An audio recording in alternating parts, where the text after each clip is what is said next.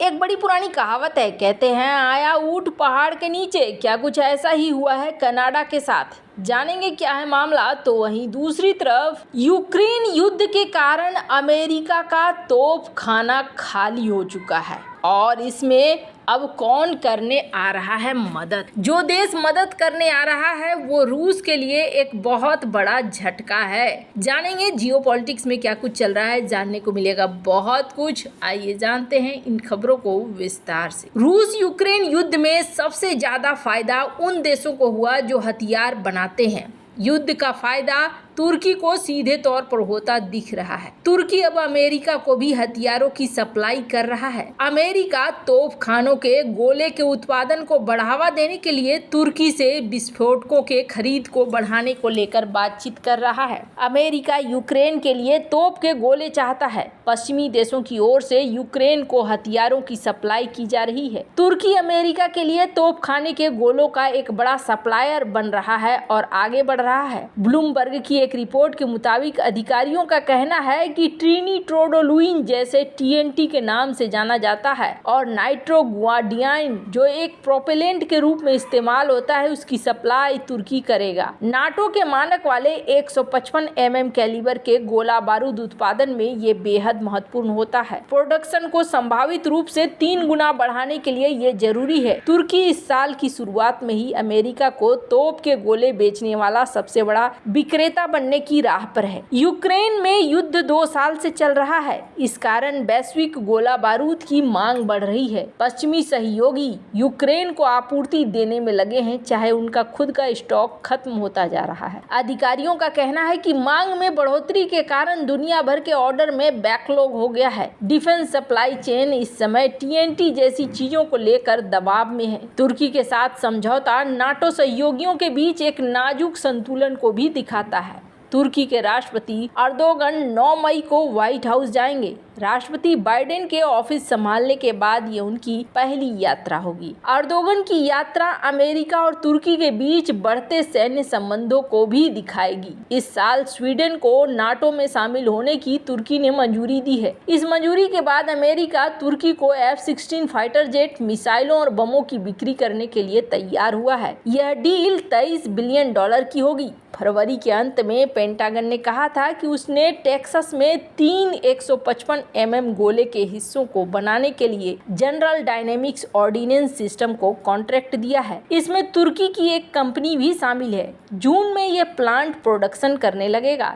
तुर्की की रक्षा फर्म रैपकॉन को उम्मीद है कि 2025 तक वो अमेरिका के सभी 155 mm गोले का लगभग 30% उत्पादन करेगा। अमेरिका इस साल डिलीवरी के लिए तुर्की के अर्का डिफेंस से युद्ध के लिए 1,16,000 राउंड के गोले खरीद रहा है और तुर्की को भी बहुत कुछ बदले में मिल रहा है। जैसे कि अमेरिका ने आखिरकार $23 बिलियन के वॉर प्लेन भेजने के लिए मंजूरी दे दी और मिसाइलों की भी सेल को लेकर मंजूरी दे दी है। एक तरीके से तुर्की को वो सब कुछ मिलने लगा है जो तुर्की चाहता था अमेरिका से। खैर, फिलहाल के लिए कहते हैं ना, समय के अनुसार चलना पड़ता है। ऐसा ही अमेरिका कर रहा है और अमेरिका ने यहाँ पर इस चीज़ की घोषणा भी कर दी है। स्क्रीन पर एक आर्टिकल देख सकते हैं। सेक्रेटरी ब्लिंकन और तुर्की के फॉरेन मिनिस्टर के बीच में 9 मार्च को मीटिंग हुई थी और इस मीटिंग के बाद ही इस तरीके के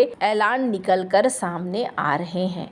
खैर, जहां एक तरफ ये सब कुछ चल रहा है, वहीं दूसरी तरफ कहते हैं जरूरत से ज्यादा नहीं बोलना चाहिए, भारी पड़ जाता है। ऐसा ही हुआ कनाडा के पीएम के साथ। आतंकवादी हरदीप सिंह निज्जर की हत्या के संबंध में जांच को लेकर कनाडा के पीएम जस्टिन ट्रूडो ने एक बार फिर बयान दिया है, लेकिन इस बार उनके सुर बदले नजर आ रहे हैं। उन्होंने मामले की जांच के लिए भारत के साथ रचनात्मक रूप से काम करने की इच्छा जताई है।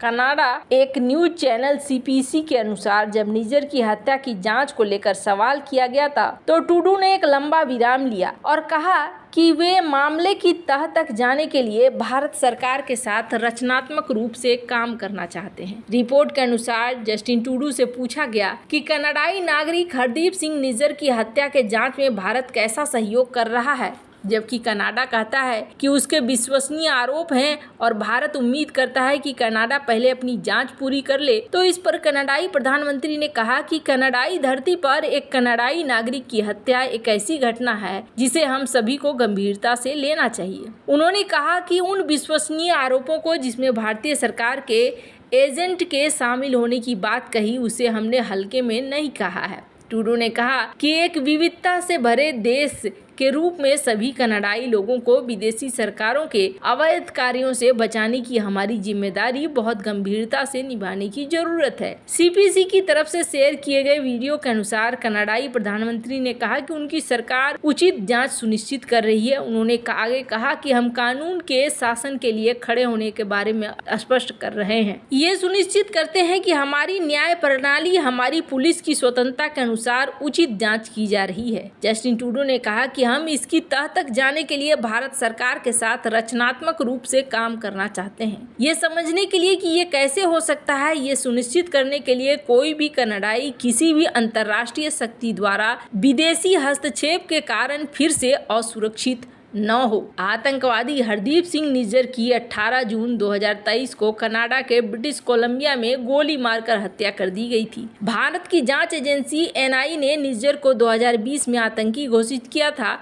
निज्जर की हत्या के मामले में जस्टिन ट्रूडो ने आरोप लगाया कि इसमें भारत सरकार का हाथ है। पर आपको बता दें, यहाँ कुछ ऐसी भी चीजें हुई हैं जो घटनाक्रम को बदलती हुई नजर आई हैं। स्क्रीन पर एक आर्टिकल देख रहे हैं। इस आर्टिकल ने एक बड़ा बवाल मचा दिया था जब न्यूजीलैंड के डिप्टी प्राइम मिनिस्टर विंस्टन ने ये सवाल कर दिया था कि सबूत कहाँ है। आप बताओ मुझे कि कहाँ है सबूत। और सबसे बड़ी बात ये है कि जस्टिन ट्रूडो का कहना था कि 5 आइज देशों से उन्हें इनपुट मिला है और 5 आइज देशों में से एक ये कह रहा है कि सबूत कहाँ है। हालांकि इस मामले में ये भी कहा गया कि बाद में जाकर लीपापोती करने की कोशिश की गई, लेकिन जब ये भारत आए थे इन्होंने बड़े ही खुले शब्दों में कहा कि जिस तरीके से बयान किया जा रहा है उस हिसाब से सबूत नहीं है और मैं ये कहता हूँ कि इस तरीके से रिश्ते खराब ही होते हैं, इससे ज्यादा कुछ भी नहीं होता है। खैर, हाल फिलहाल में जस्टिन ट्रूडो ने और कनाडा की तरफ से